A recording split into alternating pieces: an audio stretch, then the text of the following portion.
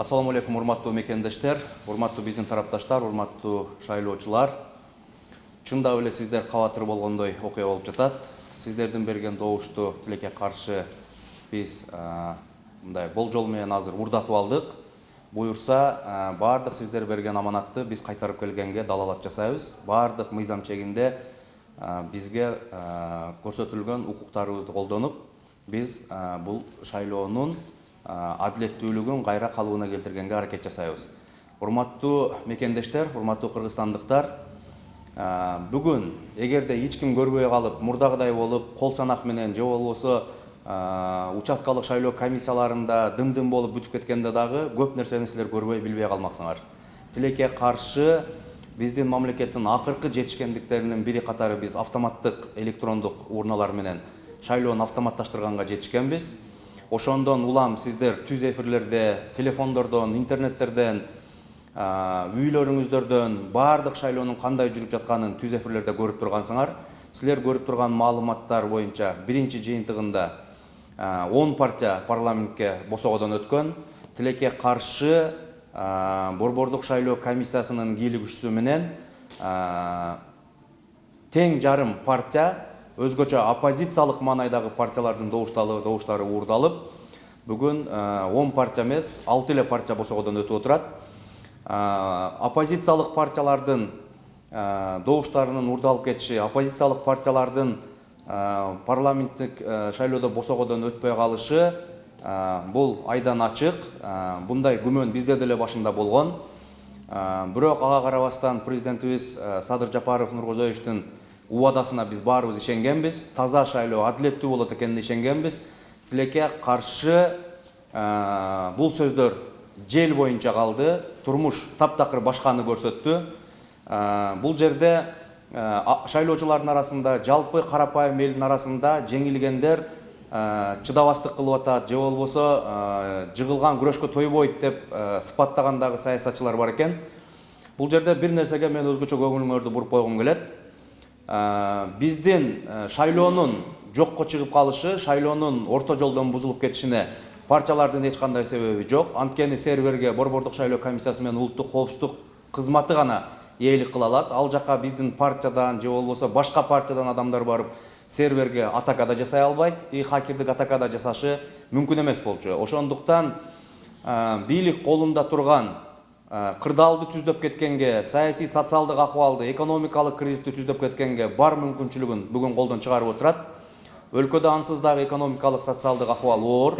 Ошондуктан бүгүн ушул шайлоонун жыйынтыгы менен саясий кризис барып кошулуп, чоң бир башаламандыкка кетип калбаш керек. Ошондуктан биз бүгүн бийликтен бир гана нерсени талап кылып атабыз.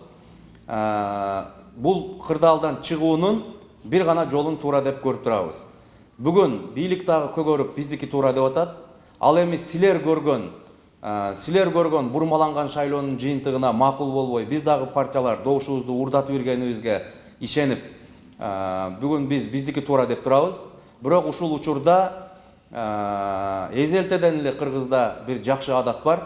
Эки тарап келише албай калганда эл ортого түшүп, дайым элге салынып, эл тарабынан адилеттүүлүк чечилген. Ошондуктан бүгүн биз бийликтен ушул шайлоонун жыйынтыгын жокко чыгарып, тиешелүү адамдарды жазалап, андан кийин техникалык мүчүлүштүктөрдү дагы бир сыйра текшерип чыгып жокко чыгаргандан кийин ушул жакынкы күндөрдө шайлоонун кайра шайлоого бир күндү белгилеп берүүсүн талап кылып жатабыз. Бул агитация кылуу болбойт. Башка жаңы партиялар катыша албайт. Ушул эле партиялардын шайлоо күнүн кайра белгилеп коет. Бул жактан бар болгону мамлекет бюллетенди кайра башынан чыгарганга чыгымга учурайт. Ал эми ошол борбордук шайлоо комиссиясынын автоматтык электрондук урналары азыр шайлоо участкаларында турат. Аларды ташыштын да кажети жок. Участкалык шайлоо комиссияларынын курамдары ушул боюнча эле калат. Ошондо биз мамлекетти дагы саясий партияларды дагы чыгымга дуушар кылбастан туруп, ушул маселени калыс чечип кетсек болот да. Эгерде бийлик мамлекетте саясий кризис болбосун десе, мамлекетте ар кандай башаламан саясий кыймыл аракеттер башталып кетпесин десе, сөзсүз түрдө ушул жолго барганга мажбур болот. Андан башка жолду биз көрбөй турабыз. Эгерде булар азыр көгөрүп эле биздики туура, биз айткандай болуш керек деп бере турган болсо, бунун акыры жакшы менен бүтпөй калат туугандарым. Урматтуу мекендештер, эгер силер чындап эле ушул шайлоонун кантип бурмаланганын көрбөй калып, азыр биз чыгып эле бийликке доомат коюп аткан болсок бир жөн. Бүгүн бизди жеңилип калып чыдабастык кылып атат дегенге ушунча эл, бүтүндөй Кыргызстан, ар бир атуул ошол учурдагы шайлоонун жыйынтыгын күзөт кылып карап турган болчуңар да. Мына силердин көз астыңарда эле партиялардын 50 миңден, 60 миңден арты 30-20 миңден добуштары жоголуп кетти.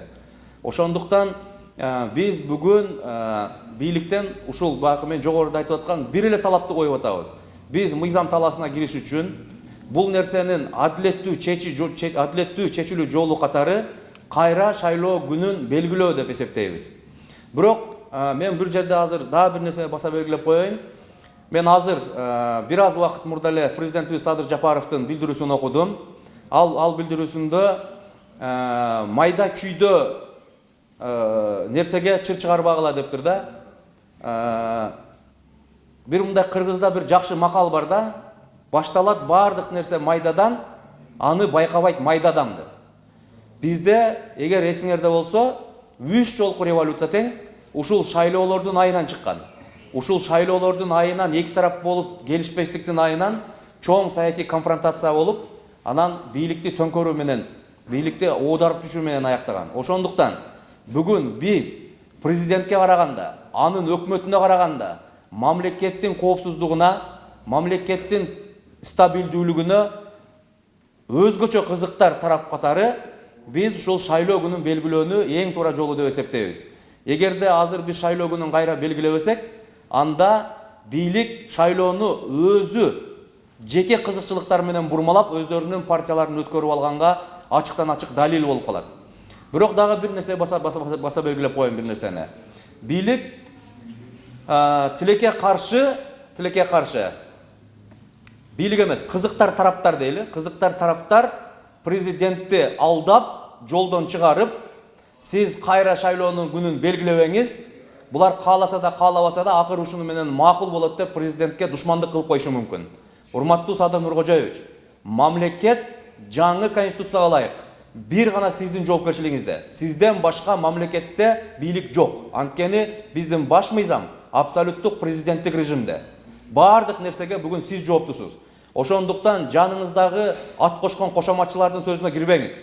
Жаныңызда сизди аң калып барып түртөйүн деп аткан душмандардын тилине кирбеңиз. Алар сиздин көзүңүздү кыялбай, сиздин бүгүнкү коюп жаткан талаптарыңызды кыялбай, өздөрү кетирип койгон кемчиликти мойнуна алса, сизден катуу жаза алат экенин билип, бүгүн алар сизди алдап жатышат. Эшиктеги саясий кырдаал, экономикалык, социалдык кырдаал кандай экенин сизге айтпай жатышат. Эшикте акыбал оор. Элдердин баары тынчсызданып жатат. Бүгүн сиз майда чүйдө деп аткан нерсе бул 100 миң деген, 200 миң деген Кыргызстандын жарандарынын добуштары жөнүндө сөз болуп атат. 100 миң, 200 миң адамдын добушу жоголуп кетсе, буну майда чүйдө дегени бул туура эмес. Ошондуктан жаныңыздагыларды укпоого чакырам. Эгерде чындап адилеттүүмүн десеңиз, мен таза шайлоонун болушун камсыздайын десеңиз, сиздин жападан жалгыз бир гана жолуңуз бар. Ал өзүңүздүн партияларыңызга, сиздин досуңуздун партияларына тартпай, кайра шайлоо күнүн белгилешиңиз керек. Ошондо көрөсүз, сизди ишендирип аткан, утуп келдик деп аткан алдыңкы орунду алган партиялар подкуп менен кантип добуш алганын, ТМЗнын административдик ресурсту кантип колдонгонун көрөсүз. Эгер кайра шайлоо күнүн белгилесеңиз, бүгүн утуп келдик деп мадараңдап аткан партиялар өтпөй да калышы мүмкүн. Алардын кайра чачканга акчасы да жок, түгөндү. Ошондуктан сиз эл тарапта болуп, олигархтардын, байлардын дагы бир жолу какталышына шарт түзүңүз. Ошондо элдин ичиндеги бугу чыгат. Бизге добуш берип, добушун жоготуп жүргөндөрдүн дагы мындай көңүлү ордуна түшөт. Ошондо сиз толук түрдө мына добушуңарды өзүңөр ала албаган экенсиңер. Мына эми өзүңөрдөн көргүлө десеңиз, бардыгы мыш болуп отуруп калгандай шарт түзүлөт. Ошондуктан жаныңыздагы адамдарды укпай, бир аз чыгымдан тартынбай, кайра шайлоо күнүн бат белгилеп жиберишиңиз керек. Ошондо эшиктеги саясий акыбалдагы бардыгы ордуна түшүп калат. Эмнеге мен саясий кризис жөнүндө көп айтып атам? Бүгүн эшикте экономикалык, социалдык кризис кадимкидей элди арбап каптап келатат. Мына ошол кырдаалды колдонуш үчүн Биз адатта көнүп калгандай үчүнчү күч дейбизби, же болбосо реваншисттик күчтөр дейбизби, сиздин бийлигиңизди оодарып түшкөнгө далалат кылышы мүмкүн. Ошондуктан мамлекетте стабилдүүлүк болсун десек, алдыдагы кышка биз тынч, аман эсен кирели десек, ошол кыштан тынчыраак чыгайлы десек, биз эрктүү бир чечимге барышыбыз керек. Урматтуу Садыр Нуркожоевич, эгер сиз мени угуп жаткан болсоңуз, ушул чечимден башка туура чечим жок экенине сиз дагы ынанышыңыз керек. Мен эми ушул жерден дагы бир нерсени баса белгилеп кошумчалап коеюн. Мен сиздин постуңузду окуп жатканда атаңызга асылгандар жөнүндө бир абзац жазып кетипсиз. Бул туура эмес, урматтуу жердештерим, урматтуу мекендештерим. Күрөшсөк, саясатчылар күрөшөлү. Ата-энелерибизди, тууган уруктарыбызды, жакындарыбызды аралаштырбайлы. Өзгөчө көз өткөн адамдарды, көрдө жаткан адамдарды дагы биз ыплас саясатыбызга аралаштырбашыбыз керек. Биз ызы чууну эмес, ушул шайлоонун адилеттүү чечилишин камсыз кылышыбыз керек. Бул мамлекет бизден башка эч кимге кызык эмес. Бүгүн кошуна мамлекеттердеги, бизден алыскы мамлекеттердеги тышкы саясаттын кандай кырдаалда кетип баратканын көрүп атасыңар. Биз блокадада калып, мамлекет изоляцияда турганын да билесиңер. Бул бизди алдыңкы күндөрдө чоң экономикалык кризистерге алып барат. Мына өткөндө Садыр Нуркожоевич өзү да сүйлөп атып айтты. Тамак аштын биздеги запасы 3 айга араң жетет деди. Бирок Садыр Нуркожоевич, сизди алдап атышат. 3 айга дагы жетпейт. Матрезевде дагы эч нерсе жок. Эгер мага ишенбесеңиз, өзүңүз жан жокорлоруңуз менен барып, матрезевтерди бирден аңтарып чыгыңыз. Ал жакта да эч нерсе калган эмес. Ошондуктан, урматтуу Садыр Нуркожоевич, бүгүн сиз эрктүүлүгүңүздү көрсөтө турган учур. Бүгүн сиз саясий чечим кабыл ала турган учур. Эгерде чындап мамлекеттеги стабилдүүлүктү кааласаңыз, мамлекеттеги саясий кризисти жоюп кетем десеңиз, сиздеги эң туура жол бул бат, ылдам саясий чечим кабыл алып, кайра шайлоо күнүн белгилешиңиз керек. Бирок Борбордук шайлоо комиссиясы, ошол эле юристтер буга мыйзам жол бербейт деген чечимди берет сизге. Бирок тилекке каршы бул мыйзамга караганда бунун моралы жогорураак туруш керек. Анткени 2005-жыл октябрдагы шайлоо дагы мыйзамсыз жолго чыккан. Мен ошол Борбордук шайлоо комиссиясынын төрайымы Нуржан Шайылдабекованын токтомун кече окуп чыктым. Саясий кырдаалга байланыштуу деп туруп эле жокко чыгарып коюптур. Дал ошону бул президент бизде бар. Ошол президентти бүгүн да сиз кайталашыңыз керек. Борбордук шайлоо комиссиясына тапшырма бериңиз. Саясий кырдаалды эске алуу менен, анан жана Борбордук шайлоо комиссиясынын кетирген кемчиликтерин жокко чыгаруу менен мен ушундай чечимге бардым десеңиз, элдин баары сизди адилеттүү хан катары сыпаттап калат. Эгер андай болбой турган болсо, анда сиз бизди дагы, саясатчыларды дагы өзүбүздүн алган добуштарыбыз үчүн жана бизге берген шайлоочулардын аманаты үчүн күрөшкө мажбурлаган болосуз. Ошондуктан оюңдан от чыгат болуп, таптакыр саясат башка өңүткө кетип калбасын. Биз сизде эле мамлекеттеги стабилдүүлүк үчүн, мамлекеттеги тынчтык үчүнбүз. Ошондуктан биз элди митингге чыккыла, ак үйгө баргыла деген үгүт иштерин жүргүзгөн жокпуз. Бирок сиз билесиз, балким сиз билбейсиз, сиздин тегерегиңиздегилер айтпайт мындай иштерди болуп атканын. Чындап эле мамлекетте саясий кризис чыңалып келатат. Аны дагы эске алышыңызды мен өтүнөм. Ошондуктан бүгүн сиз адилеттүү чечимге барасыз деп ишенем. Жаныңыздагылардын эч кимисине ишенбөөгө чакырам. Анткени алар өзүнүн кетирген кемчиликтерин сизден жаза алып калбаш үчүн бүгүн жаап жашырып атышат. Ошондуктан сиз ушул чечимге барыңыз. Кайра шайлоону дайындап коюу бул анчайын деле оор жумуш эмес. Анчайын деле чоң чыгымга бизди дуушар кылбайт. Урматтуу биздин азыр түз эфирде көрүп жаткандар, кайра шайлоо десе, бул кайра мамлекет башынан шайлоо өткөрүп, 600-700 миллион сомдук ысырапка учурап калат деп ойлобогула. Бул жакта үгүт иштери болбойт, жаңы партиялар катышпайт. Бар болгону мына кече сыктын айынан башаламан болуп кеткен шайлоо күнкү жыйынтыкты эле жокко чыгарып туруп, ошол шайлоо күнүн эле белгилеп коет. Мындайча айтканда, шайлоочулардын арасында дагы чындап эле жаңы мыйзамга байланыштуу мындай адашуулар көп болгону айтылып жатат. Туура эмес добуш берип алыппыз деп көп адамдар мындай эми түшүнүп атат да. Ошондуктан шайлоочулар дагы өзүнүн кетирип алган кемчиликтерин оңдогонго мүмкүнчүлүк берели.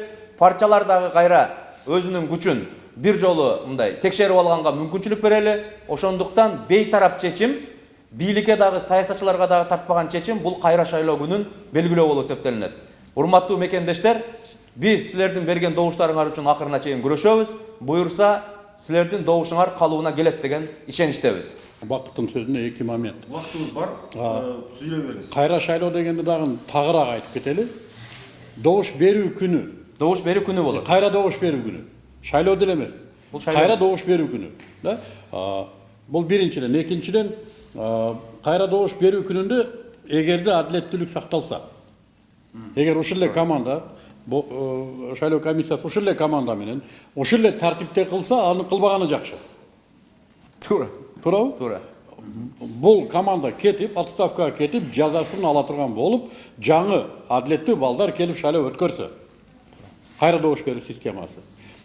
Биринчиден, экинчиден дагы тактап келе турган нерсе, туугандар, адилеттүүлүктү бир гана Азаттык партиясы талап кылып аткан жок. Ойлобоңуздар, мына эмнеге булар кабатыр болот, эгер кабатыр болсо жөн эле үйүнө кирип кетпей беле, калган иш ордуна түшөт эле дегендей, бул бир гана биз эмес. Өтө көп тараптар бар. Biz çıkmay koysak da başkalar толтура адилеттүүлүк талап кылгандар. Biz ошолордун катарындагы bir уюмбуз. Бирок ошолордун ичиндеги эң адилеттүү, сунуштуу, конструктивдүү сунушту биз айтып атабыз. Абалдан чыгып кетүүчү сунуш мынагы деп атабыз. Кайра добуш берүүнү коюп бүт бар тынчыйт.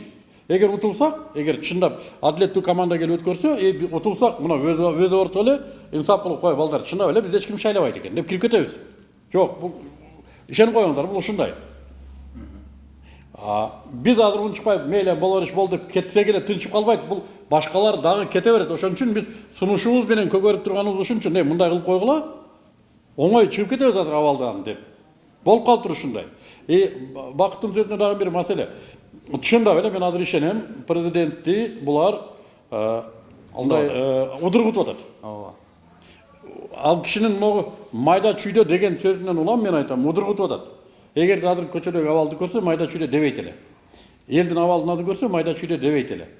Айтмакчы, ушу майда чүйдө деп кенебес кылып кое тургандар, ошо илгертен бери келаткан адамдар. Булар ушу кеткен 3 бийликти тең көңүл бурбаңыз таксыр майда чүйдө деп атырып кетирген. Туурабы? Туура. Бул майда чүйдө 4-5 чыгып алып мынтип атат да, аны мынтип койсок болот да, аны мынтип кетет деп отуруп, анан бир күнү эмне болуп калганын билбей калып атты. Сураныч, Садыр Нуркожоевич, мындан 1 жыл эле абалыңызды кайра эстеңиз, эгерде 1 жыл убакыттын ичинде мен түшүнөм, мамлекеттик системада ошентип сизди ушундай нерсеге алып барып балким маалыматтык бир удургутууга кирип калган болсоңуз, 1 жыл мурдакы ачык көзүңүз менен бир караңыз, азыр абалды бат эле түшүнөсүз. Ошондуктан биздин партия ошону сунуш кылып атканы туура түшүнүңүз. Азыр ызалануубуз деле өтүп кетти, маселе ызаланууда эмес, азыр абалды сактап калууда турат. Ызалануу өтүп бүттү. Азыр эми процесс кетти. Буну биз кой берген жокпуз тилекке каршы. Сизди ушул нерсеге алып барган жаныңыздагылар процессти кой берди. Процессти кой бере турган болсо, калган өзүнө өзү уланып кете берет экен. Аны башкаларды күнөөлөтүп коет экен, башкаларды күнөөлөп отура берет экен бийликте. Булар мынтти деп. Жамандап коюп отура берет экен. Кой тур. Кел трезвый көз менен карайлычы дебейт окшойт. Ошону сиз деңиз деп суранып атабыз. Трезвый көз менен караңыз. Мына чечимден балким мындан да жакшыраак чечим чыгарасыз балким. Балким, но бирок абалды азыр сактап калыш керек. Эми азыр мындай болуп атат да, мен президенттин элге кайрылуусун окуп жатып, президент ушул шайлоонун кантип өткөнү жөнүндө, шайлоо кантип бурмаланганы жөнүндө мындай анчейин кабардар эмес экенин түшүндүм да. Демек, президент информационный блокадада калып калган да, көп нерсени биле албай атат да. Мына азыр интернеттерге кире турган болсок, протоколдор кантип оңдолуп атканы жөнүндө видеолор чыгып атат. Ошол күнү шайлоонун жыйынтыгын бербей туруп, байкоочуларды кууп чыккан фактылар толтура. Эгерде азыр биз кол санак менен эле жыйынтыктап коебуз дей турган болсо, кол санакка эч ким ишенбейт эми. Анткени ал жакта баардыгы будуңчаң ашмалтай болуп калды. Ошондуктан кол санак эч кандай натыйжа бербейт. Бул элди да ынандыра албайт. Ошол эле саясатчыларды да ынандыра албайт, бийлик тарапты да ынандыра албайт. Ошондуктан биз ушул саясатчыларды дагы, партияларды дагы, баардык элди дагы ынандыра турган жол бул кайра добуш берүү күнүн гана белгилөө. Биз андан ашыкча эч нерсе талап кылган жокпуз. Эгер чындап эле биз добуш албай кала турган болсок, ушул менен саясатчылар да мат болот. Добуштун жыйынтыгына жараша эл дагы тынчыйт. Ошол шайлоону тынч өткөргөнүбүзгө байланыштуу туура өткөрүп алсак, 7-чи чакырылыштын депутаттары дагы легитимдүү болот. Анткени азыр эгер биз ушу боюнча калтыра турган болсок, парламенттин 7-чи чакырылышы легитимсиз болуп калат. Анын легитимсиздигин мына ошол сиз ишенген борбордук шайлоо комиссиясы камсыздап койду.